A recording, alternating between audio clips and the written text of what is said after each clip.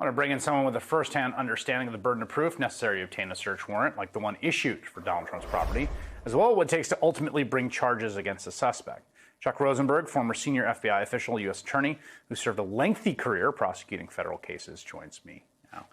Chuck, let's just start on that, which I think is the most basic question here. It just seems almost as a matter of legal logic and institutional honor that if a sworn if a law enforcement official swears in an affidavit, we believe there is probable cause of these crimes being committed, they get the warrant, they go find that evidence, it just really seems like 1 + 1 = 2, that you have uncovered the crime. What do you think?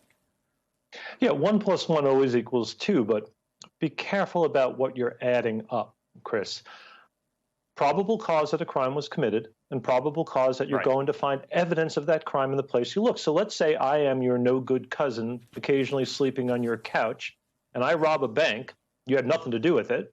And I take my ski mask and my gun and my money and I hide it in your garage. The FBI can execute a search warrant on your house because they have probable cause to believe that a crime was committed, and they'll find evidence of the crime there. But you didn't do it. So what Andrew Weissmann said, I think, is generally true in most cases. But you also have to prove 1 + 1 + 1 more. Who is responsible for committing the crime? Often it's the person at whose house you find the stuff. It could well be Donald Trump, but there could be other subjects of this investigation, too. Yeah, say a little more about that, because, you know, that line stuck out, and I don't think it was necessarily surprising. I think this is essentially what people like yourself and others had intuited based on the available evidence, the multiple civilian witnesses involved in the investigation. What does that say to you? A couple of things. First, I want to be very clear. You know, we talk about threats to witnesses, and it seems almost like a throwaway line, you know, when the government says we have to keep this thing redacted. Having been a prosecutor for a long time, this is not some hypothetical abstract concern. It's not just something that happens in the movies. I've talked to scores of witnesses, and I don't think this is hyperbole, Chris, who are terrified at the notion of giving information and perhaps testifying. And particularly here, magnified by the fact that Mr. Trump and his minions seem to go after witnesses with abandon. But multiple civilian witnesses have told the government something. I don't know if it's perfectly consistent. Generally, there are some inconsistencies in an investigation, but certainly enough to make out probable cause that this stuff would be found. And lo and behold, when we saw the search warrant inventory, they found more classified stuff. Now you have to figure out, big next step, who is responsible. It could well be Mr. Trump. It could be Mr. Trump and others. It could be just others. And so that's the last part of that math equation. And I'm not quite satisfied that we have all the information we need yet.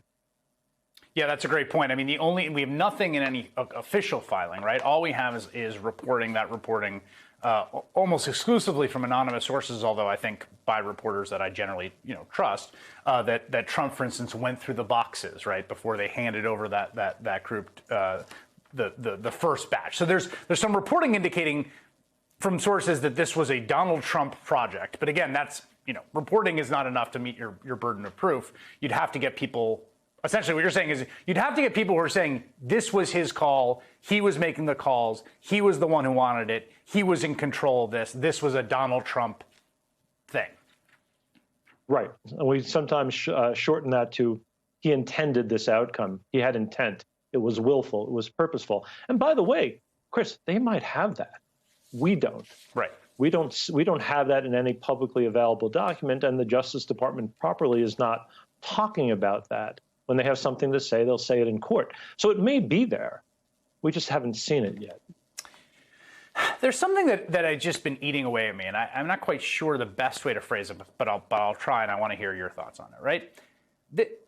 First of all, this just seems like so idiotic and reckless on Trump's part. Now, that wouldn't be the first time that someone committed a crime out of idiocy and recklessness. In fact, that happens all the time. His motives, to me, remain opaque, and they could be the most insidious motives possible. He wanted to sell the secrets to the Saudis and the Russians, or they could be just the dumbest motives of vanity.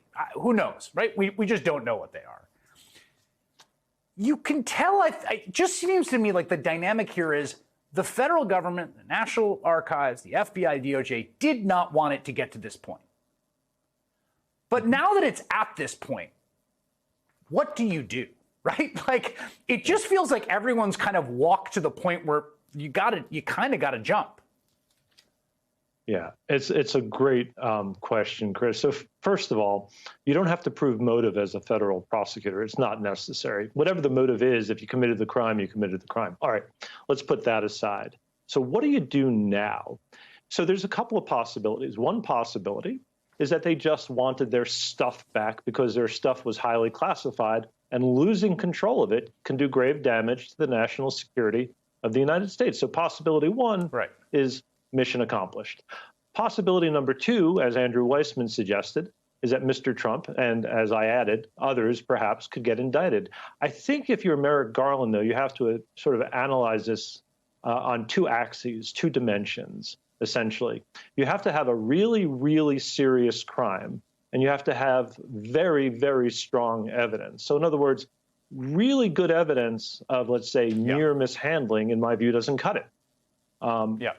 And a very serious crime like espionage is not something you could bring with sort of mediocre evidence. So the next step for prosecutors and agents is to figure out what can we prove and how strong is our proof, what elements of which statutes do we think we can convince a jury of by proof beyond a reasonable doubt. And that's harder than publishing it in a newspaper. By the way, I think the reporting has been great. I don't mean that as a slight against reporters at all. It's just a different standard.